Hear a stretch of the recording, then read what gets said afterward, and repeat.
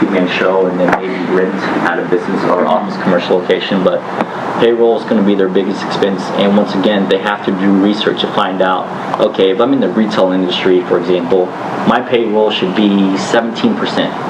If I'm above that, then I need to get better employees or I need to pay people less. You got to balance that.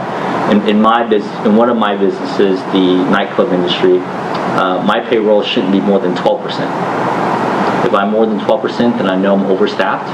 No, let me rephrase, 12% of my monthly revenues, right? If it's more than that, then I'm overstaffed, and I got way too many people working for the amount of money that we're making at our club. And the same thing when we had the T-Mobile stores. If we were more than 17%, we knew that we had to downsize somewhere. We were too fat. And those are things that can easily take the cash flow out of business. And cash is king from a small business perspective. So I had to learn the hard way in regards to that, because once again, what was fun and exciting for me when I was in high school was, the marketing plan. That was the awesome part, right? But never if I walked in to talk to a potential investor, did they ask me really what my marketing plan was. They wanted to know what was the economics. So that's from a small business perspective. From something else they may learn in their collegiate years or early young professional years is when we go, right now banks aren't loaning money. So you have a great business idea, guess who you have to go to? Rich people. People who don't want to make 6% at best on a CD, right? They want to make their money work for them. And so they're going to want to see a good 200-300% return on their money. Right now, investors will borrow money at 6-7% because they have the collateral and the credit to do so from a bank. They don't even play with their own money.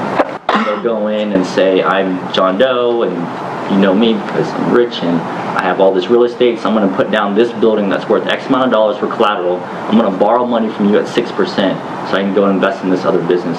And this other business is going to pay me 15% on my money. So they're making money off just a piece of property or real estate, and that's just them giving a loan.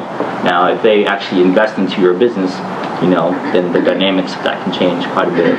So it's tough out there right now. One of the slowest recoveries. I mean, you can read it in the papers.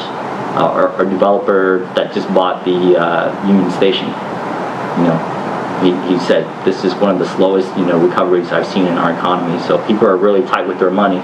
When you get to that level of investing,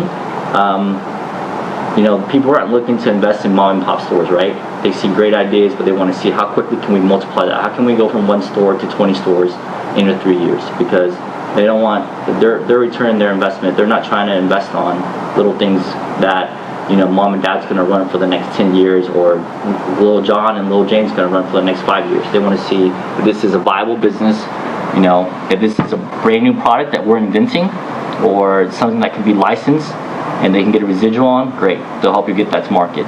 If they think this is something they can franchise and open multiple units on, great. That's what they want to do, because if you open a store and they can make, let's say, $5,000 per store net revenue, they're going to want to know, how do we get to 20 stores in 3 years?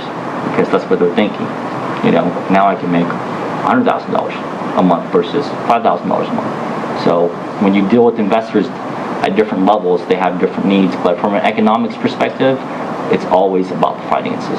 I've never sat down and spent a lot of time on marketing, which I think it's fun. We don't want to bore. I know in high school, if you guys try to shove finances down my throat, I'd probably choose another career.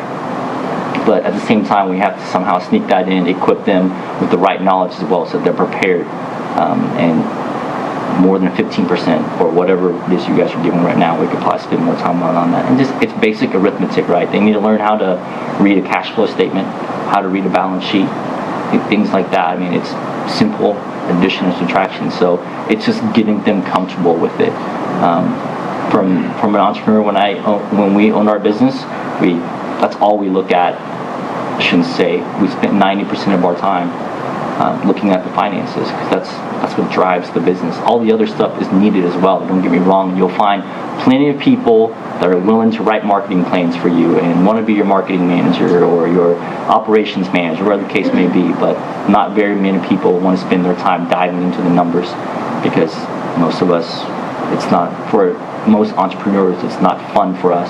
But that's something we just learned that we need to do.